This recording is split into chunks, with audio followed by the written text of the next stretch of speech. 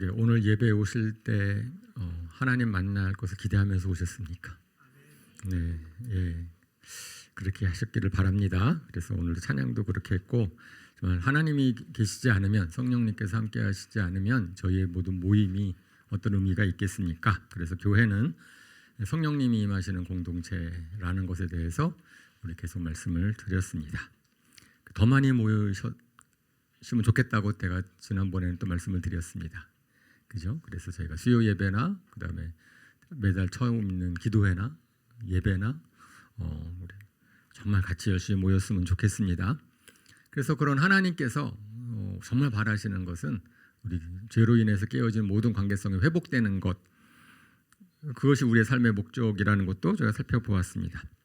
근데 실질적으로 하나님과의 관계 회복, 그거는 우리가 한 게 아니죠. 하나님께서 우리를 찾아오셨습니다. 사실 우리 죄를 지은 사람들은 하나님께로 가지 못하잖아요. 그죠? 아담도 죄를 지은 다음에 피하잖아요. 그럴 때 하나님께서 찾아오시는 거죠. 그러니까 모든 관계성의 회복은 하나님이 주도하기 시작을 하셨습니다. 하나님이 아들 예수를 보내셨고요. 예수님을 통하여서 하나님이 원하시는 것은 너희가 구원을 받는 거다. 예수님이 우리 죄를 대속하셨고, 그죠? 그리고 예수님께서 계속해서 당신의 사람들을 통하여서 복음을 전하게 하셨습니다. 돌이켜 보면은 복음을 듣는 것 자체, 우리가 이 자리에 있는 것 자체가 얼마나 큰 은혜인지를 깨닫게 됩니다. 오늘 암송 구절이기도 한데 디모데전서 2장 4절 너무나 잘 아시는 말씀이지만 한번 같이 읽어볼까요? 시작. 하나님께서는 모든 사람이 다 구원을 얻고 진리를 알게 되기를 원하십니다. 성경에 분명히 이렇게 말씀하고 계세요. 하나님은 정말 모든 사람이, 하나님이 창조하신 모든 사람이 다 진리를 알고 구원을 얻게 되기를 바라십니다. 망하기로 작정한 사람 없다는 거죠. 우리는 그렇게 믿습니다. 운명론적으로 예정되어서 그렇게 믿지 않습니다. 하나님은 모든 사람이 다 구원을 받기를 원하세요.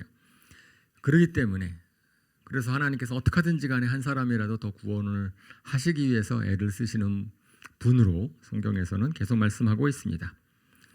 예수님이 이 땅에 계시는 동안에도 정말 바쁘게 다니셨다고 말씀을 해요. 마가복음 1장 38절에 이렇게 기록하고 있습니다. 예수께서 그들에게 말씀하셨다. 가까운 여러 고을로 가자. 거기에서도 내가 말씀을 선포해야 하겠다.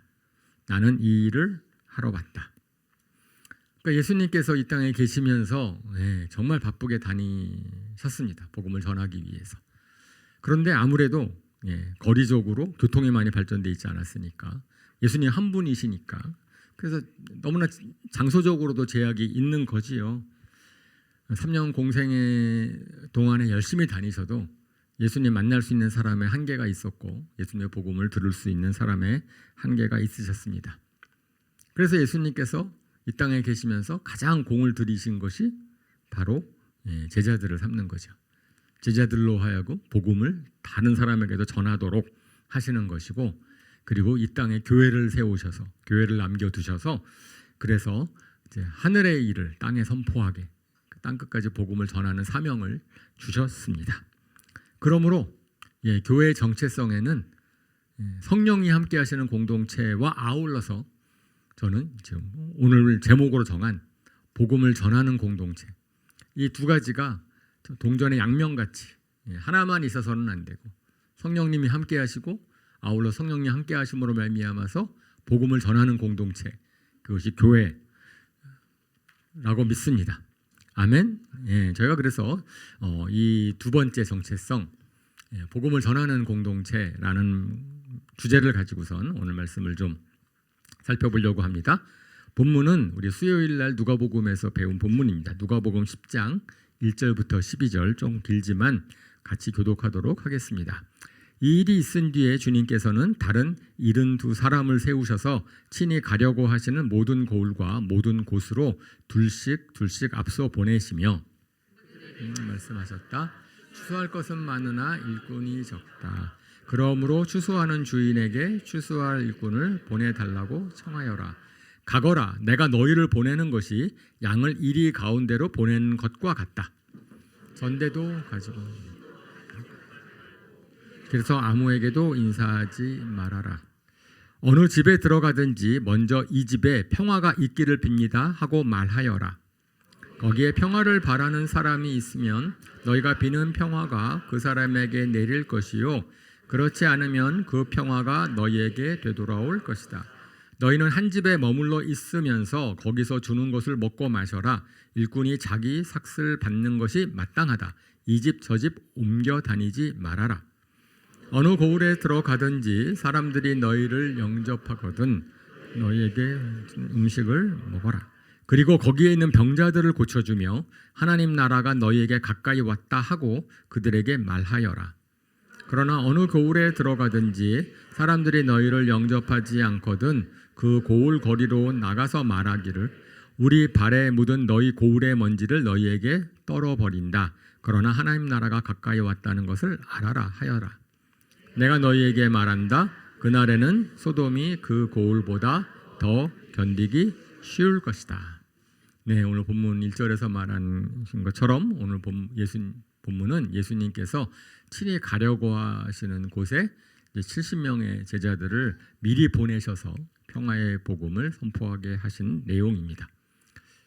예수님의 제자가 12명 아니에요? 네.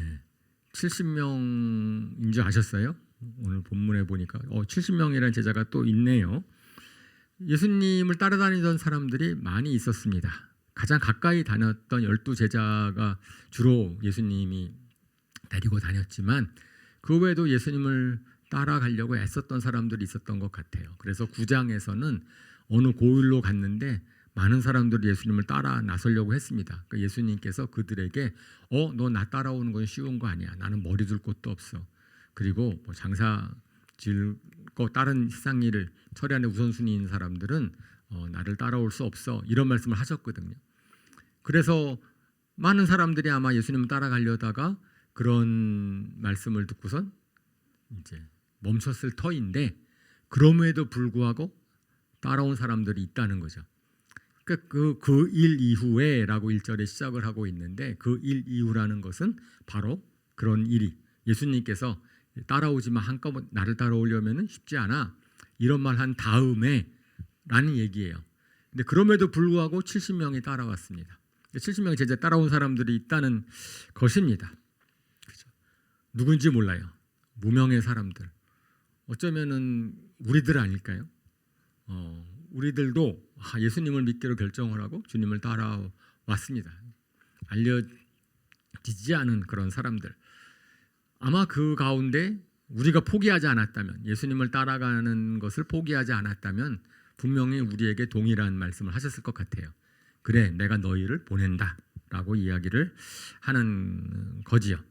사실 70명이라는 숫자는 좀 의미가 있습니다. 우리 구약 성경 유대인적으로 볼 때 70이라는 숫자는 숫자 갖고선 7 곱하기 10 완전수에다가 열 충만함을 나타내는 수, 그래서 공동체 리더십을 나타내는 수라고도 생각을 합니다. 모세를 돕기 위해서 선택한 장로의 수가 70이었고 산헤드린 공회원의 수가 70입니다. 그래서 70이라는 숫자는 어쩌면은 그런 예수님을 앞으로 따라가는 그런 사람들을 대표하는 그런 숫자라고도 생각할 수 있습니다. 아마 이들의 믿음 수준이 12제자만큼 뛰어나지는 않았을 것 같아요. 사실 12제자도 그 당시까지 믿음 수준이 높지 않았잖아요. 예수님이 누군지 모르고 계속 자기 세상의 유익만 구하고 그랬는데 오늘 본문에서는 그런 사람들을 예수님이 보내시는 거죠.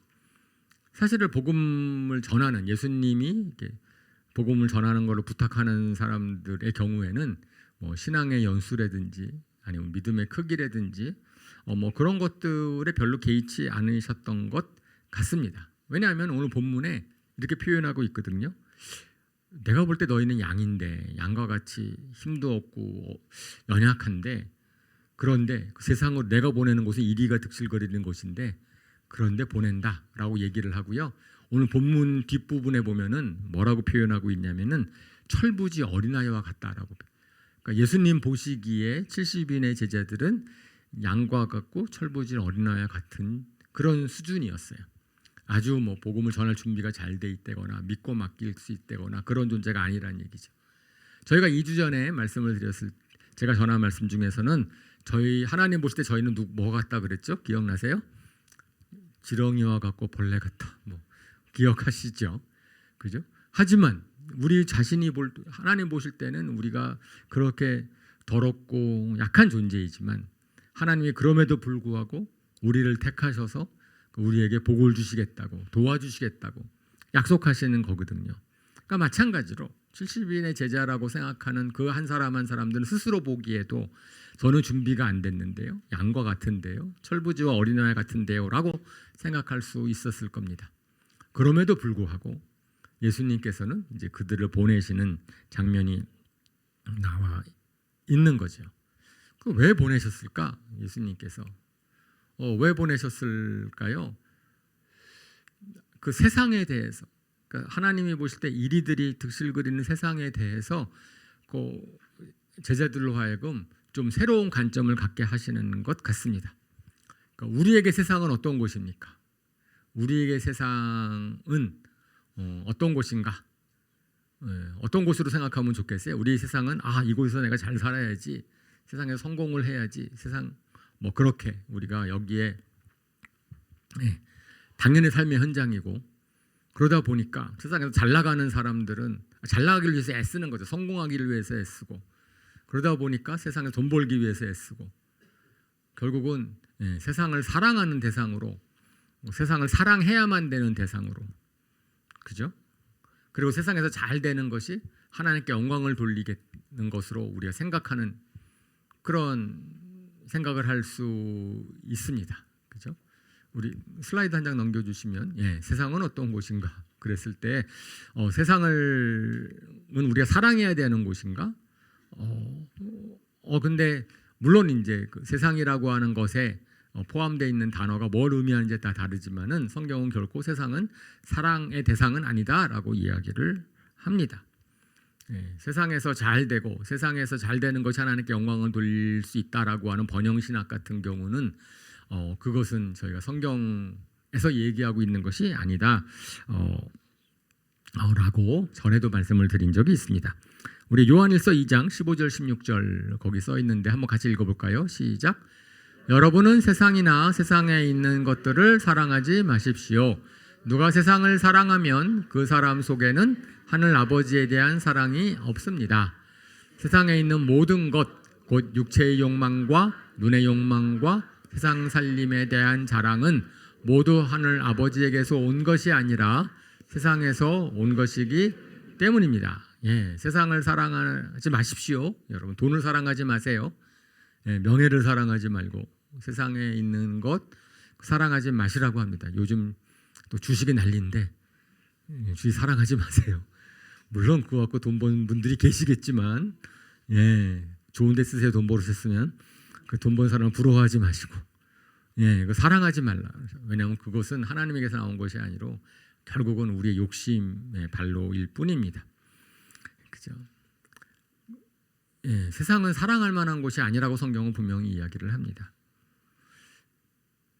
그렇다 보니까 세상을 또 멀리하게 되는 반대 작용도 있을 수 있습니다. 세상에서 워낙 많이 힘들고 실패하고, 그리고 예수님이 말씀하시는 것처럼 이리가 득실거리는 곳이라는 것을 경험을 하는 거죠. 뭘 하든지 간에 거기에서 아주 힘들어지면은, 그러면은 이런 세상의 모습이 싫어서 세상에 마음 돌리고 살 수 있습니다. 그래서 다른 사람이 어떠하든지 간에 그냥 나는 나 혼자만 잘 살면 되지, 관심이 없이 그렇게 살 수 있어요. 예수님을 믿고 난 다음에 오히려 더 그럴 수 있습니다. 예수님 믿고 나면은 세상에서 잘 살려고 했던, 열심히 살려고 했던 것 자체가 욕심이구나. 그렇기 때문에 세상에 마음을 두지 않고, 그리고 직장일에 대한 열의도 좀 없어지고, 그냥 주어진 삶에 그냥 열심히 나만 잘 살면 된다라고 생각하는, 세상을 멀리 하려고 하는 그러한 것도 분명히 아니죠. 그죠? 그럼 세상은 하나님 보실 때 어떤 곳이죠? 세상은 하나님 보실 때는 구원할 대상입니다. 세상은 우리가 사랑할 대상도 아니고 멀리할 대상도 아니고, 세상은 하나님께서 회복시키시기를 원하는 곳이에요. 죄와 악으로부터, 망가진 상태로부터 회복할 대상입니다. 로마서 8장 19절에서 21절에 이렇게 말씀하고 있어요. 이거 교독하겠습니다. 피조물은 하나님의 자녀들이 나타나기를 간절히 기다리고 있습니다. 피조물이 허무에 굴복했지만 그것은 자의로 그렇게 한 것이 아니라 굴복하게 하신 그분이 그렇게 하신 것입니다. 그러나 소망은 남아 있습니다. 같이 읽겠습니다. 그것은 곧 피조물도 썩어짐의 종살이에서 해방되어서 하나님의 자녀가 누릴 영광된 자유를 얻으리라고 하는 것입니다. 예, 피조물, 하나님이 창조하신 모든 것들, 사람, 동물, 식물, 환경, 자연 이런 모든 것들이 죄 때문에 다 망가졌다는 거예요. 하나님의 창조의 원래의 모습을 다 잃어버렸다는 겁니다. 그래서 의인 화법으로 표현을 할 때 그런 피조물들, 온 세상은 자연을 비롯해서 동물, 식물까지도 모든 피조물들이 하나님의 자녀가 나타나기를 기다리고 있다라는 겁니다. 하나님의 자녀들이, 하나님의 사람들이 그래서 나타나면은 그 창조의 원래 모습대로 회복될 수 있으니까. 그래서 관계성의 회복뿐 아니고 우리 하나님과의 관계 회복, 사람과의 관계 회복뿐이 아니고 피조새와의 관계 회복도 하나님 원하시는 것이다라고 성경은 이야기를 하고 있습니다. 그래서 하나님께서는 그 망가진 세상 중에서 가장 안타깝게 여기시는 사람, 한 사람 한 사람들을 구원하는 것, 한 사람 한 사람들을 갖다가 주님 복음을 그들에게 복음을 전하게 하는 것, 그것이 정말 하나님이 원하시는 것이다라고 분명히 성경은 이야기를 하고 있죠. 그래서 그런 관점을 갖도록 제자들을 파송한다고 믿습니다. 그런 거랑 비슷한 것 같아요. 여러분, 저희가 이제 단기 선교를 다녀오십시오. 단기 선교를 한번 갔다 오라고 권유를 합니다. 저는 선교사로서의 소망이 없는데요. 저는 선교할 마음 없는데, 그래도 한번 다녀와 보세요. 이제 선교가 뭔지 모르고 준비가 돼 있지 않고, 특별히 심지어는요, 예수님을 잘 믿지 않는 사람들도 때로는 그 무리에 끼어서 한번 다녀오실 수 있다고 이야기를 합니다. 왜냐하면 그곳에 가서 보면 깨닫게 되는 것이 있어요. 내가 이 치열하게 살던 서울 생활, 한국 생활, 이런 걸 삶이 다 아닐 수 있구나. 선교지에 가서 보면은 무엇이 소중한 것인지, 그다음 하나님께서 우리에게 마음을 새롭게 줄 수도 있는 거고. 그래서 선교의 준비가 되었기 때문에 다녀오는 것이 아니고 오히려 그런 단기 선교를 통하여서 우리의 생각이 바뀔 수 있는 거죠. 선교로 하는 것이 하나님의 마음이 무엇인지.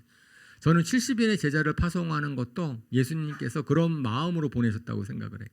이들이 준비가 되어서가 아니고, 이들이 맡은 바 임무를 잘할 것이 아니고, 한번 가서 보면 너희가 알게 될 것이다.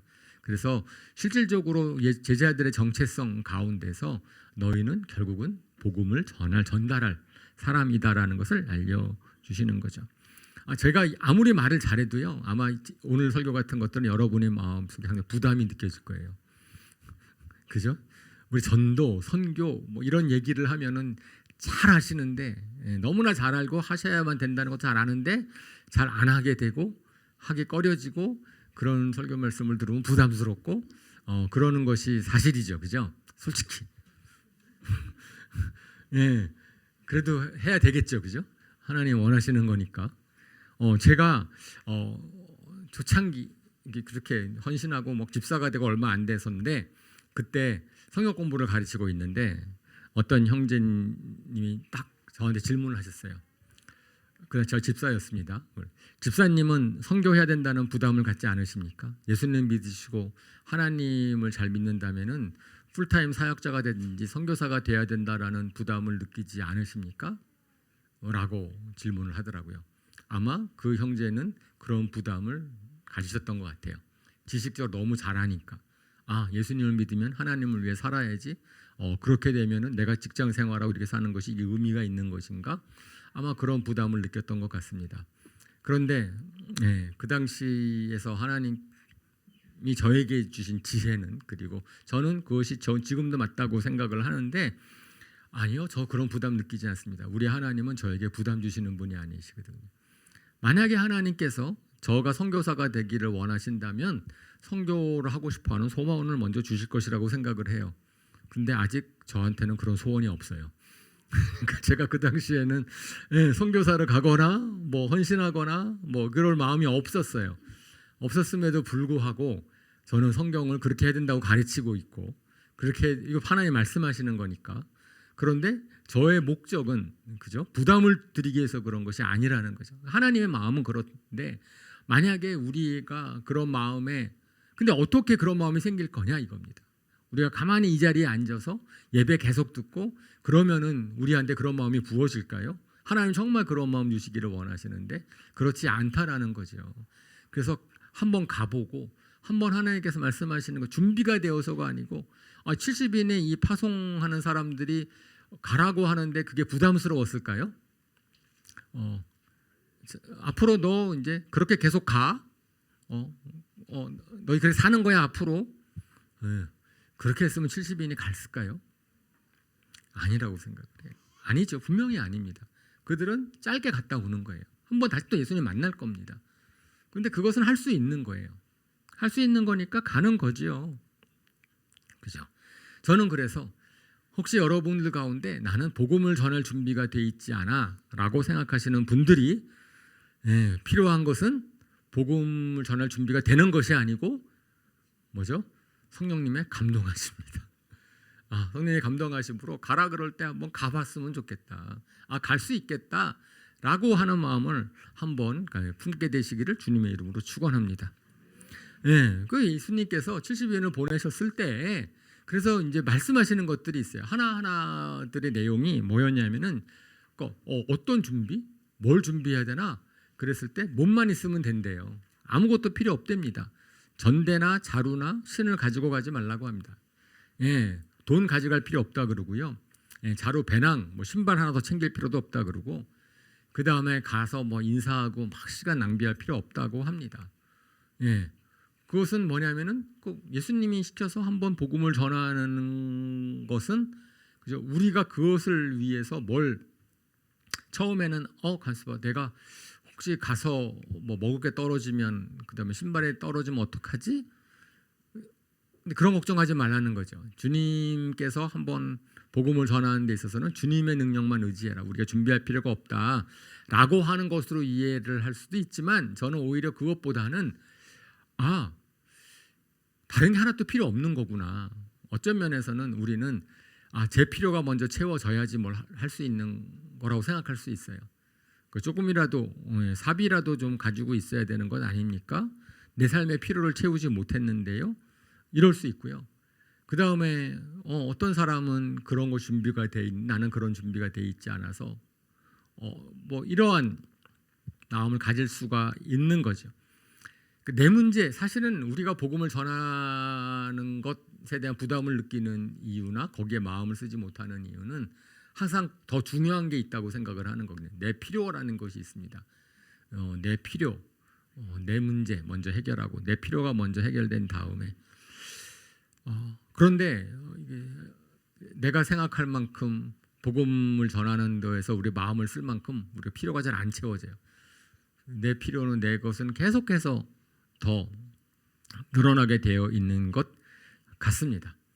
하나님이 사실은 저한테 제가 항상 말씀을 준비하다 보면은 하나님께 저에게 회개케 하시는, 저에게 말씀하시는 것이 항상 있어서 감사합니다. 저는 그래서 말씀을 준비하는 것이 저한테 있어서는 큰 유익이 돼요. 지난번에도 말씀을 드린 적이 있는데 하나님께서 이번에는 마태복음 6장 33절 말씀을 저로 또 계속 생각하게 하셨습니다. 너무나 잘 아는 말씀이죠. 읽어볼까요? 시작. 너희는 먼저 하나님의 나라와 하나님의 의를 구하여라. 그리하면 이 모든 것을 너희에게 더하여 줄 것이다. 무엇을 먹을까? 무엇을 입을까? 사실 그것에 대해서 염려하지 말아라 라고 하시는 말씀 중에 나오는 거죠. 그러니까 무엇을 먹을까? 무엇을 입을까? 내 필요를 내가 어떻게 채울 것인가? 그것에 대해서 염려하지 말고 너희가 먼저 하나님의 나라와 의를 구하면 그것을 더하여 주신다 라고 하는 것. 그러니까 나의 필요, 나의 문제 해결보다 그죠? 그것보다 먼저 우선적으로 하나님 나라의 복음을 전하는, 하나님 나라와 의를 구하는 그 일에 우리 마음을 써봐라 라고 이야기를 하시는 것입니다. 저도 내 인생의 필요, 그런 문제들이 좀 매여 있어서 좀 복음을 전하는 일을 좀 관심을 갖다가 좀 덜 갖게 되는 기간이 있었거든요. 다시 하나님께서는 저를 돌이키라고 말씀을 하셨습니다. 그래요. 실질적으로 복음을 전하는 데에서는 뭐가 필요한 게 아니에요. 내 필요가 먼저 채워져 있어야 된다든지, 돈이 있어야 된다든지, 아니면 내가 뭘 준비가 되어 있어야 된다든지, 아니 그게 아니고요. 그냥 우리 예수님을 믿는 우리들 한 사람 한 사람들의 우리 몸만 있으면 되고요. 주님이 함께 하시는 것을 믿기만 하면 됩니다. 그리고 두 번에 우리가 대단히 가서 철학을 전하는 것도 아니고 그렇지 않아요. 예수님께서 오늘 본문에서 말씀하시는 것은 뭐예요? 어떤 말을 하래요? 가서 평화를 전하래요. 샬롬을 전하라고 합니다. 사실 사람들에 있어서의 마음 속에 정말 샬롬이요 평화가 없거든요. 여러 가지 염려가 있고 불안이 있고 두려움이 있을 때 사실은 우리가 전하는 복음은 샬롬의 복음, 평화의 복음이죠. 사실 축복입니다. 사실 우리가 그 사람을 위하는 말을 하는 거예요. 복음, 좋은 소식을 전하는 거잖아요. 우리가 좋은 소식이라는 것에 대한 확신이 있으면 당신에게 내가 정말 좋은 것을 주려고 하는 것이다 라는 것에 대한 확신을 가지면 그러면 그것을 전하는 것이 우리의 꺼림이 될 건 없죠. 걸림이 될 거는 없겠죠. 성경에서는 예수님이 이 당시에 이제 그 앞서 9장에서는 12제자를 파송을 하는데 12제자를 파송을 할 때는 귀신을 제어하고 병을 고치는 은사를 주시는 것이 구체적으로 나와 있어요. 70인에게 있어서는 그런 말은 없습니다. 하지만 나중에 돌아와서 보니까 그들은 우리가 예수님의 이름으로 귀신도 내쳐낼 수 있었고요 라고 그런 간증을 하거든요. 그러니까 아마 제자들에게 있어서는 이러한 12명의 제자가 파송 나와서 갔다 온 경험이라든지 또 예수님이 또 부대적으로 말씀하시는 것이든지 아마 그런 것이 있었을 것 같아요. 그죠? 그러니까 우리가 샬롬을 정한다, 평화를 정한다, 좋은 소식을 전한다라고 하는 것은 그냥 말로 이렇게만 한다는 것이 아니라 진정으로 우리가 그 사람들에게 좋은 소식을 전하는 겁니다. 평화의 복음을 전하는 겁니다라는 우리의 확신뿐 아니고 그거를 실질적으로 빌어줘야 되거든요. 그래서 그분들의 필요에 관심을 가지고 그분들이 아픈 분이 있으면 같이 기도해드리고, 그죠? 같이 공감해드리고. 사실 하나님께서 우리에게 그러한 능력을 주시면 참 좋겠는데, 우리가 손을 얹으면서 기도하면 귀신이 쫓아갔으면 좋겠는데 그렇지 않는다 할지라도, 그죠? 우리가 그런 분들에게 이런 좋은 소식을 전해드리는 것은 얼마나 그들에게 위로가 될 수 있을까요? 예수님께서는 마태복음 11장 28절에 이렇게 말씀하셨잖아요. 수고하고 무거운 짐을 진 사람들은 모두 내게로 오너라. 내가 너희를 쉬게 하리라. 실질적으로 저희에게 수고하고 무거운 짐을 지고 있는 그 분들에게 쉼을 주기 위해서, 예수님이 주시는 쉼을 주기 위해서 그들에서 초청을 하는 거죠. 그래서 우리가 전해야 되는 복음은 복잡한 신학도 아니고요, 그죠? 그들과 언쟁할 것도 아니고, 하지만 정말 좋은 소식을 전하고 싶습니다.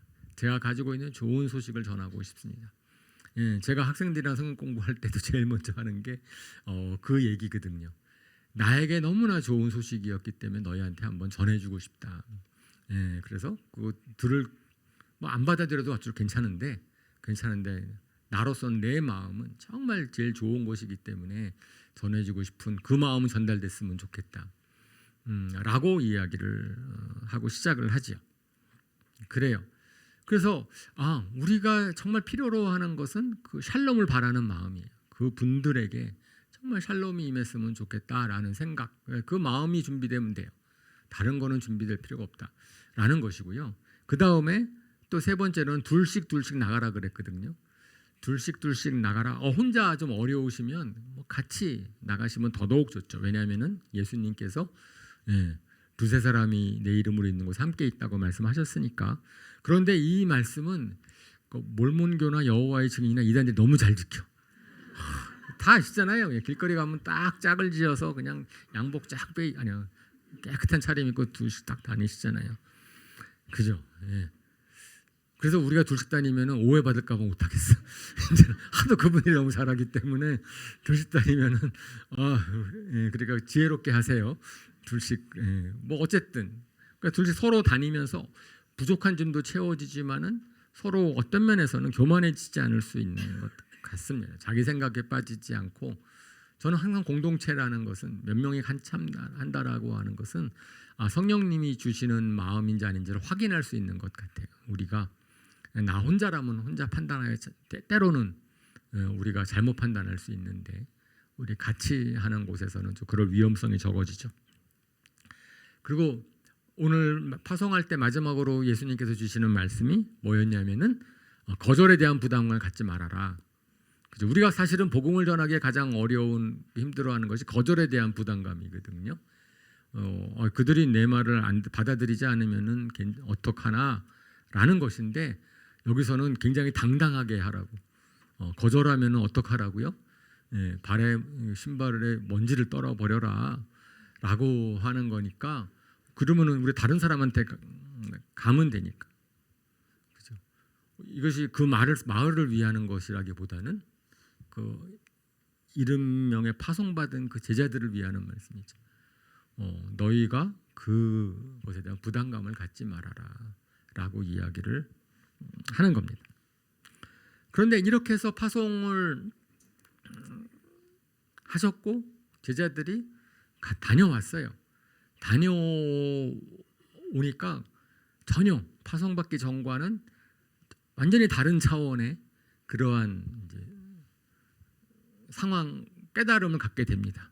전도의 유익, 사실은 우리가 복음을 전하게 되면 한번 정말 그러한 주님의 파송을 받아서 복음을 전하게 되면은 그 전과는 다른 것들을 우리가 알게 된다라고 또 본문은 이야기를 합니다. 제자들이 돌아온 다음 이야기가 17절부터 기록이 되어 있습니다.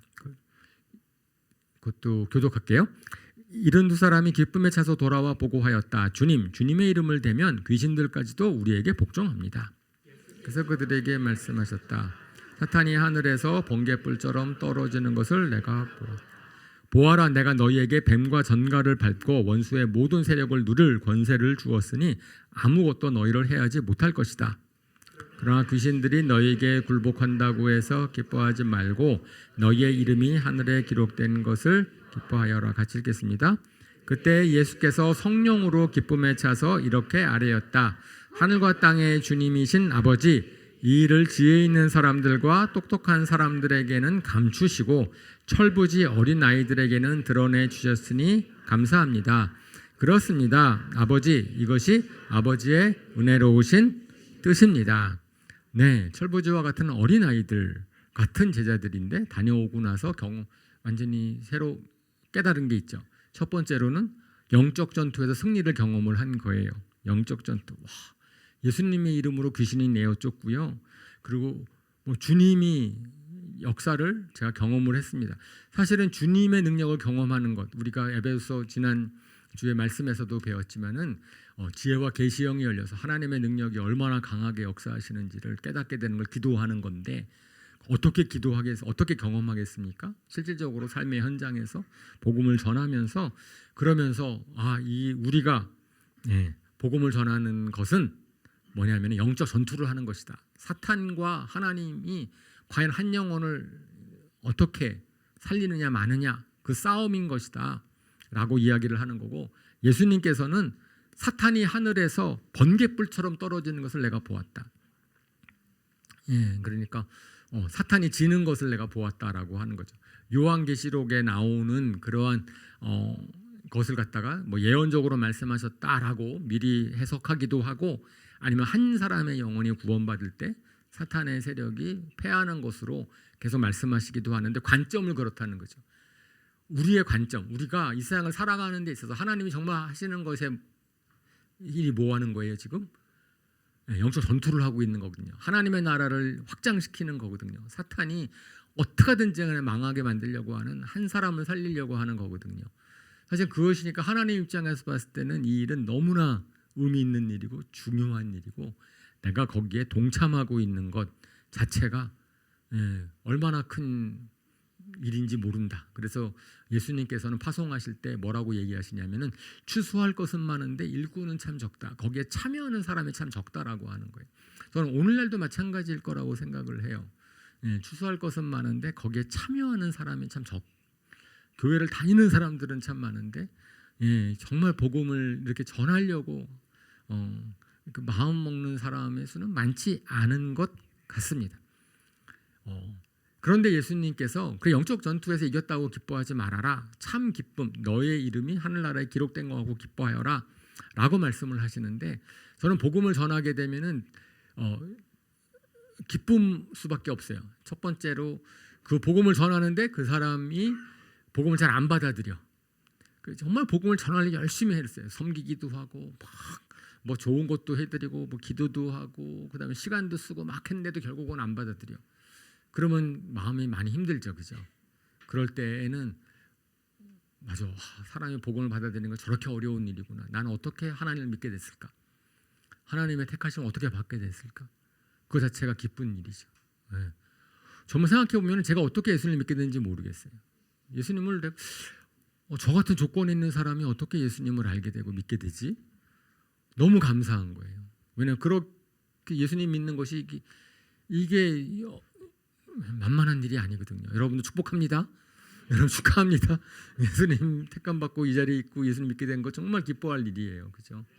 아멘. 그러할 일인데 그 다음에 근데 거기서 복음을 전하는데 그분이 예수님을 믿게 된다. 그러면은 경험해 보신 분들만 압니다. 그거는 다른 어떠한 것보다 기쁜 일입니다. 그죠? 제가 이 세상에서 뭘 해도 한 사람 직접 구원하는데 내가 정말 도움이 됐다라면 너무나 감사한 일이죠. 그래요. 기쁨이 참 기쁨을 얻게 하십니다.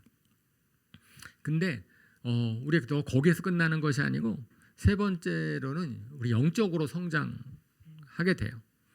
그죠? 실질적으로 복음을 전하면서 우리가 정말 성경을 많이 더 깊게 알게 됩니다. 왜냐하면 복음을 전하려고 하다 보면은요, 그러면은 많은 질문들을 받거든요.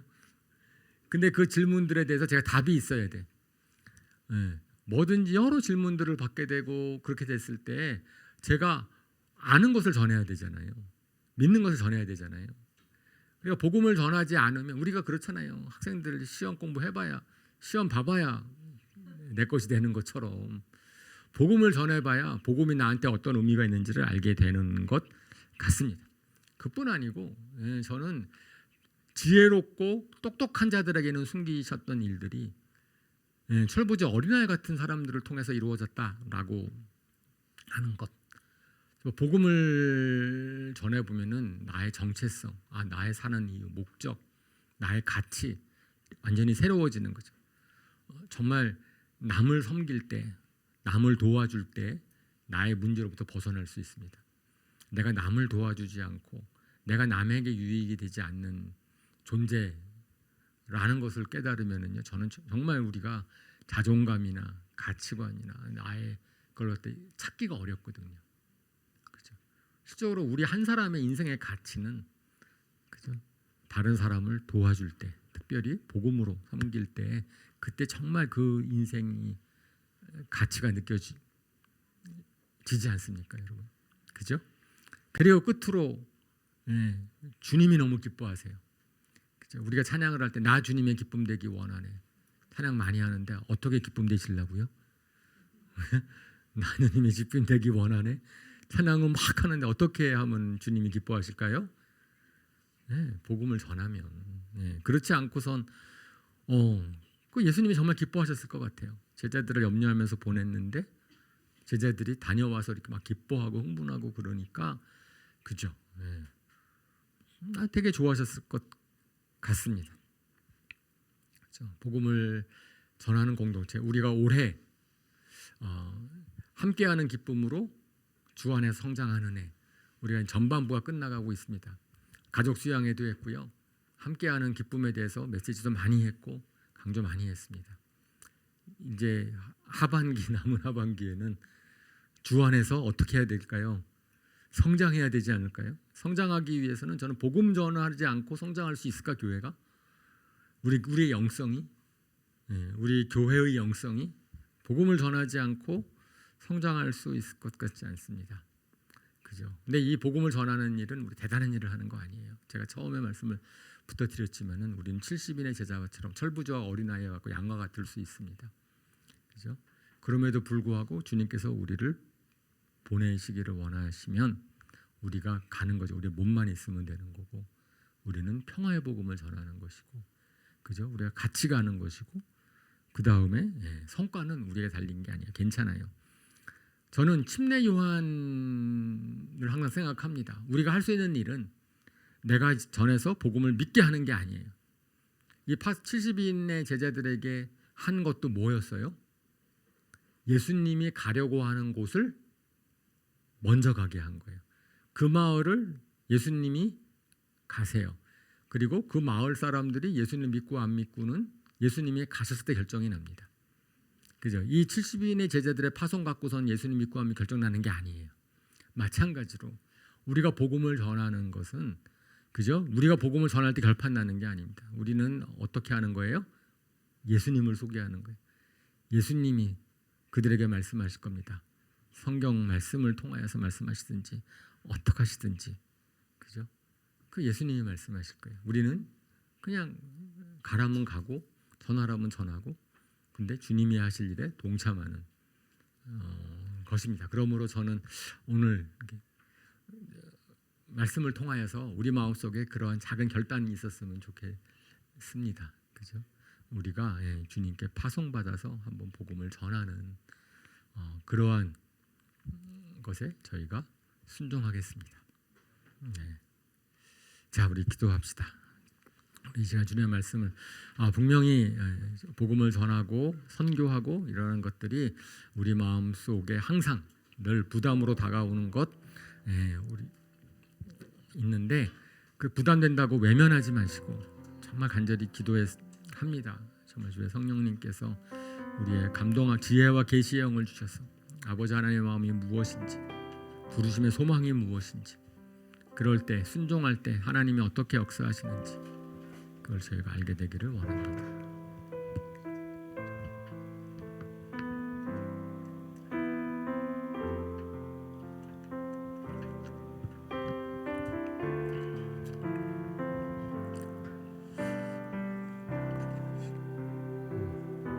아직 한 번도 복음을 전해보시지 않으셨다면 그거 갖고선 정말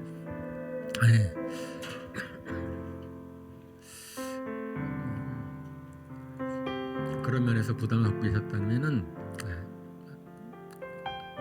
결단합시다. 한번 해봅시다.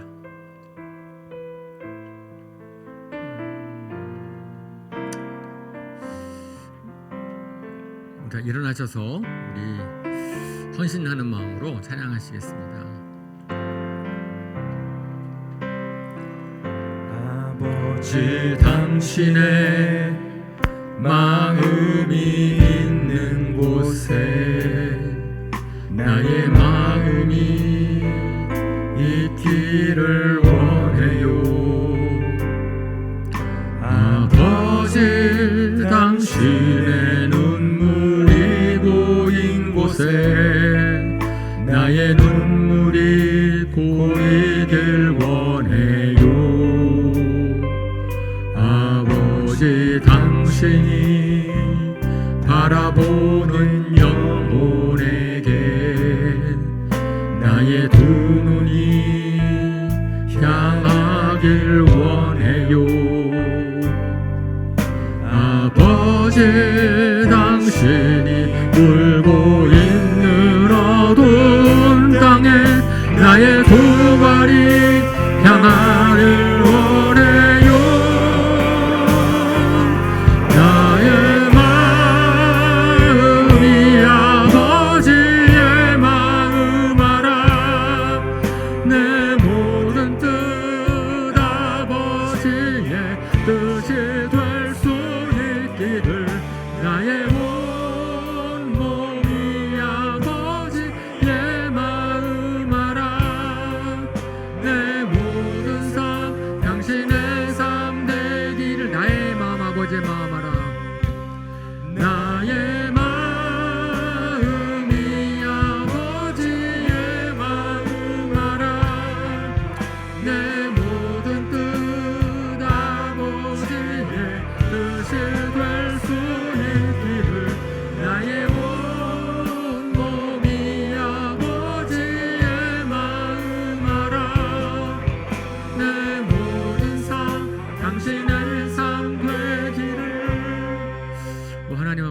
감사합니다. 주님께서 저희를 택하시고 부르셔서 이 자리에 있게 하신 것 얼마나 큰 은혜인지 깨닫습니다.